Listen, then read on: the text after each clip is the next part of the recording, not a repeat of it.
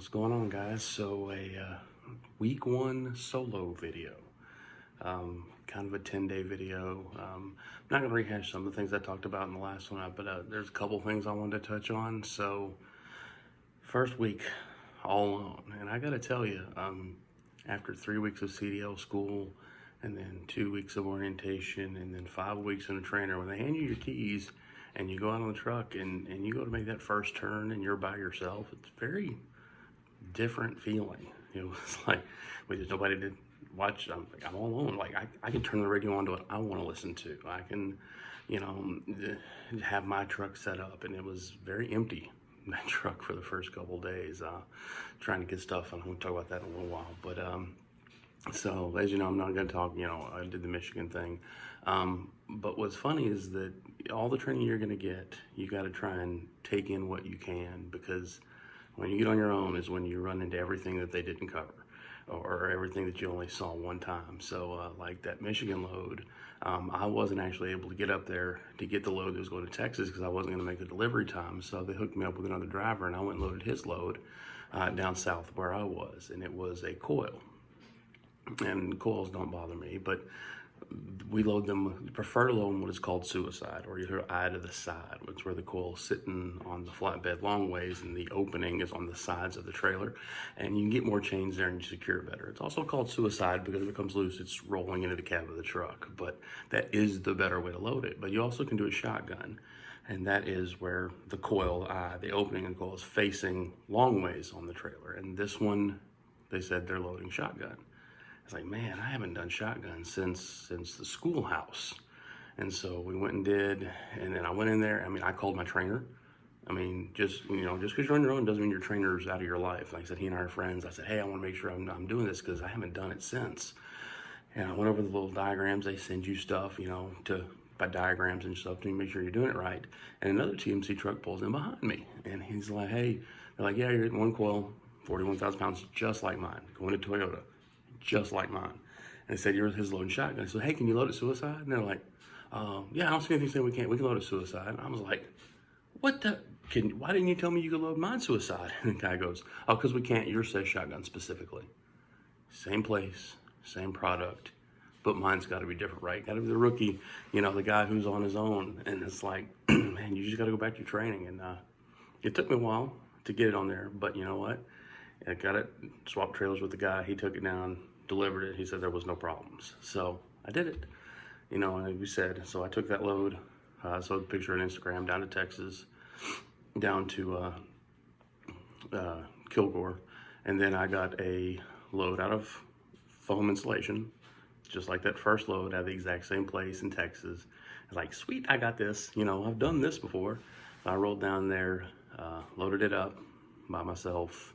No big deal. The thing with insulation, it comes in 4-foot sections and 8-foot sections. 8-foot sections take less straps. Mine was the 4-foot sections. So I think I had 490 individual pieces. They come wrapped in bundles of 10. Long story, irrelevant there. But I loaded it up, and it was going to a job site out in Midland. And I went, and I'm not perfect. I'm going to make mistakes. I'm a rookie. And I got off at an exit. It was not a major truck stop. I had to do a load check. I had to use the restroom. Super quick. And then I got in, pulled over with that insulation, and I go to exit. And for some reason, there was no other way to go but out this exit in an 18-wheeler. It was a smaller truck stop, and you had to turn right. Had to. Could not, but the interstate's right there on the left. It's like, I have to turn right. There's a median. I'll turn right. And I turn right, and there's nowhere to turn around. And my GPS recalculates, and it's 30 miles to my trip. I'm like, well, I'm missing something. There's no way every 18-wheeler goes 30 miles out of the way. So I'm driving, I'm slow, I'm kind of, again, trying to look at the GPS, but I'm overly cautious because this is still fairly early in my career. And there's a big hill, and it's 4 lanes. It's like, I'm not pulling a U-turn. That's not safe. I'm not doing that. There's got to be, and I come over a hill. It says picnic area. If you're in Texas, you've seen these kind of horseshoe drive picnic areas. So I whip in to this picnic area, and it's kind of a really tight U-turn, way tighter than I thought it was. And I was like, okay, deep breath, because you start getting frustrated, you start making mistakes. And I took my time, man. I had to back up several times to make this U tighter. And I got out of the U-turn. And with the way and the sharpness, I still couldn't turn around. And I also didn't see a tree branch. Foam insulation. It's styrofoam. I get out. I've gotten out of the truck stop. I didn't damage anything. There were stones, and I didn't damage anything on the truck. I didn't run over anything. And I look up, and I've damaged the insulation. Top corner, again, 490 pieces. I think 4 of them are damaged. So I get out. I did the 30 miles. There was just nowhere to turn around. I just did the outer route. It was getting me where I needed to go. Got over to a truck stop, called safety, left them a message, and went on. I mean, there's nothing I could do. You know, I made, in being cautious, I thought of everything. I can't think of everything. And I got to my destination, and I delivered the next morning. And the foreman came up, and I was like, "Hey, dude, rookie driver, man, I got to show you this." And I'm head down, and I show him the top of the corner, and he's like, "What's the problem?" It's like, "Well, I hit it on some tree limbs." He goes, "It's going on a roof. We cut this stuff and move this stuff. It's not a big deal." It's like, "Well, I can file a claim. He goes, "Don't waste your time. It's not a big deal." He signed my form. He said it was no issue whatsoever. So, dodged a bullet. But those things are going to happen, and you have to put them behind you. And it's like, okay, lesson learned, right? I didn't damage some thousands of dollars of equipment. I didn't damage some super fragile thing that you can't get more of.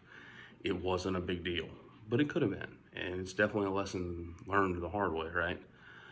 So I get that dropped off, and then I get a wallboard out of one of our places, drywall.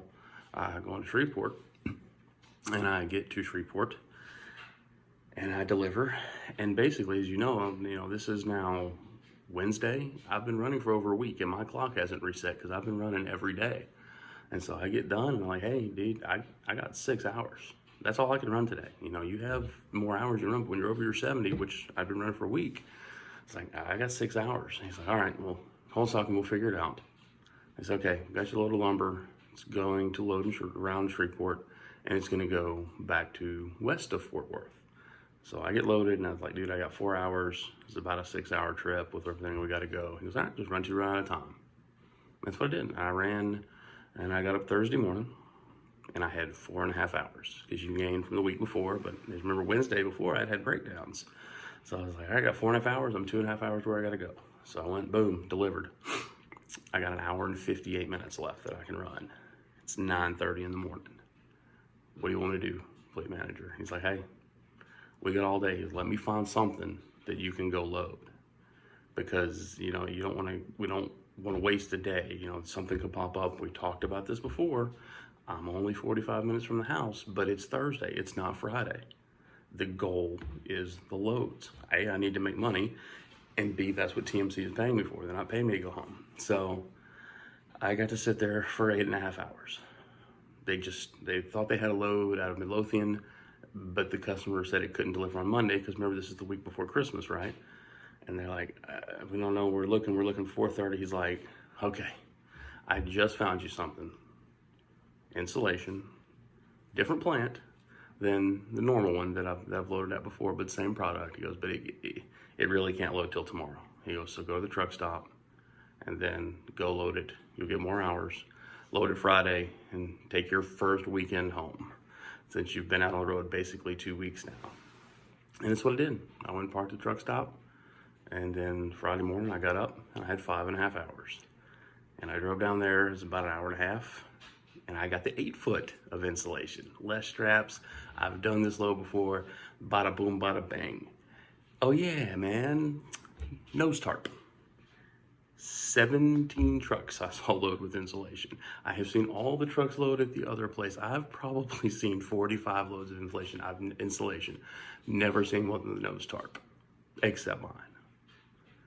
Anytime you load insulation, it will be gale force winds. It's this weird phenomenon, I guess, that's around these foam plants, man, because every time I try and strap them down, you throw the strap over and it ends up about 14 bundles back because of the wind. And so, but I knocked it. I mean, I backed in there like a champ, got my straps like a champ because I didn't have to put as many. Got that tarp climbed on top of that product, throw it over because I seen a picture of a nose tarp. So like I knew what it's supposed to look like. And I got it down and got it on. I went to get down and it went and blew the tarp off the load.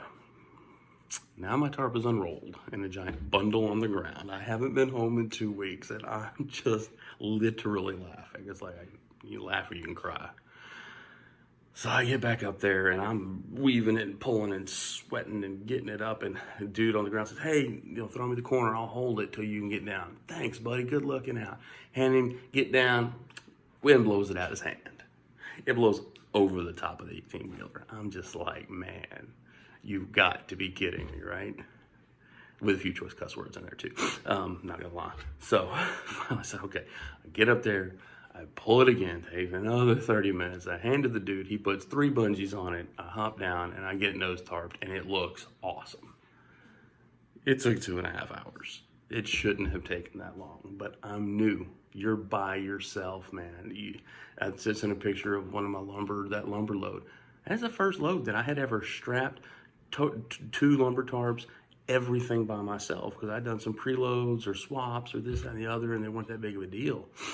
And man, he took it out of me. But the sense of accomplishment when you finally get out here on your own, man, you can't replace it. I mean, there's some things that I'm sure in 6 months I will get mad about, but right now, man, I'm just rolling with the punches. I